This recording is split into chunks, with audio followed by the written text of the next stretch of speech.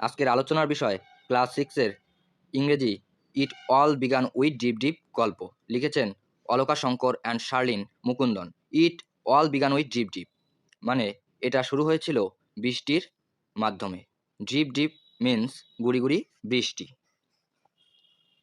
চলো শুরু করা যাক। A tiger was caught in a storm. একটি বাঘ ঝড়জলের দিনে আটকে গিয়েছিল। He had wandered near the village. He বলতে সেই বাঘটি সেই গ্রামের ঘোরাঘুরি করছিল। Looking for something to eat, সে খুঁজছিল কিছু খাবার। On the outskirts of that village lived an ill tempered old woman. Outskirts means কোনো গ্রাম বা একটা শহরের সেন্ট্রাল পয়েন্ট, একদম প্রধান কেন্দ্র থেকে একটু দূরে। On the outskirts of that village, এই গ্রামের একটু দূরে lived an ill tempered old woman, একটা খিটখিটে মেজাজের বৃদ্ধা মহিলা বাস করত।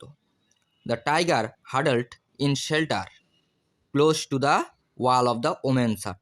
সেই বাঘটি হাডল্ড মানে গুটিসুটি মেরে, ইন শেল্টার সে আশ্রয় নিয়েছিল কোথায়? Close to the wall of the woman's hut, সেই বৃদ্ধা মহিলাটির বাড়ির দেওয়ালের সাথে, দেওয়ালের পাশেই সে আশ্রয় নিয়েছিল। The old women was feeling very ill tempered that night. সেই বৃদ্ধা মহিলাটি কী অনুভব করছিল? ইল টেম্পার্ড, খিটখিটে, মানে সে ভালো তার দিনটা কাটছিল না। সেই দিন রাত্রিবেলা তার যেন মেজাজটা বিগড়ে গিয়েছিল। তার কারণটা দেওয়া হয়েছে পরের লাইনে, the rain water was leaking through the roof. তো বৃষ্টির জল লিকিং পড়ছিল, লিক করেছিল, ছিদ্র হয়ে গেছিল। কিসের? থ্রু দ্য রুফ, তার ঘরের ছাদ, তার ঘরের ছাদ, সেই ছাদটি ফুটো হয়ে জল পড়ছিল। There was no escape from this deep deep, she muttered angrily. She muttered, সে বিড়বিড় করে রাগে ফুঁসে ফুঁসে বলছিল যে there was no escape from this deep deep, এই বৃষ্টির থেকে আমার বাঁচার কোনো উপায় নেই।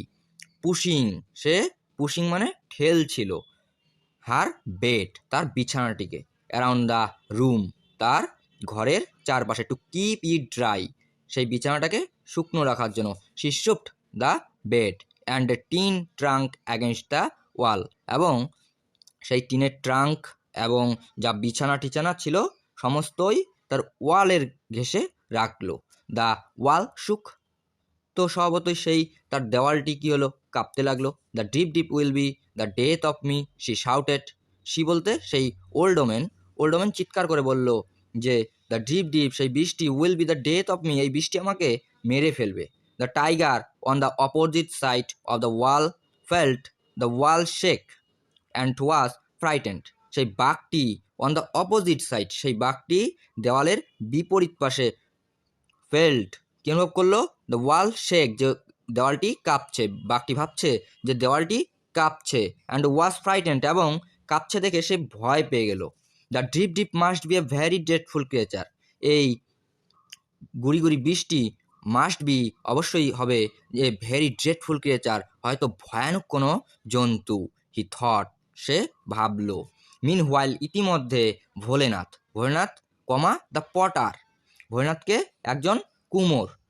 মিন হোয়াইল, ইতিমধ্যেই the Bholenath the potter was out in that night, সেই ভোলেনাথ কিসের জন্য বেরিয়েছে?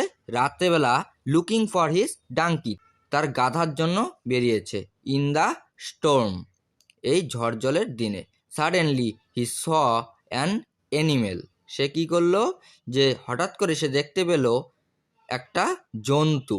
হাডল্ড in the dark against the wall of the woman's hut, সেই বৃদ্ধা মহিলাটির কুঁড়ে ঘরের দেওয়ালের পাশে, সেটা বাঘ সে জানতো না, শুধুমাত্রই সে জানতো অ্যান অ্যানিমেল, একটা জন্তু বসে আছে। এর পরের পার্ট নেক্সট ডে করানো হবে। তো এখানে দেখে নাও মানেগুলো।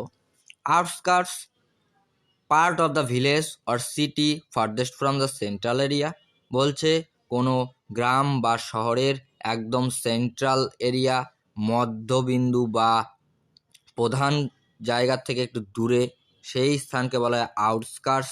হাডল্ট ইকুয়াল টু কার্লড আপ, গুটিসুটি মারা। তো murdered talked distinctly in a low voice, কোনো কিছু বলা আস্তে আস্তে।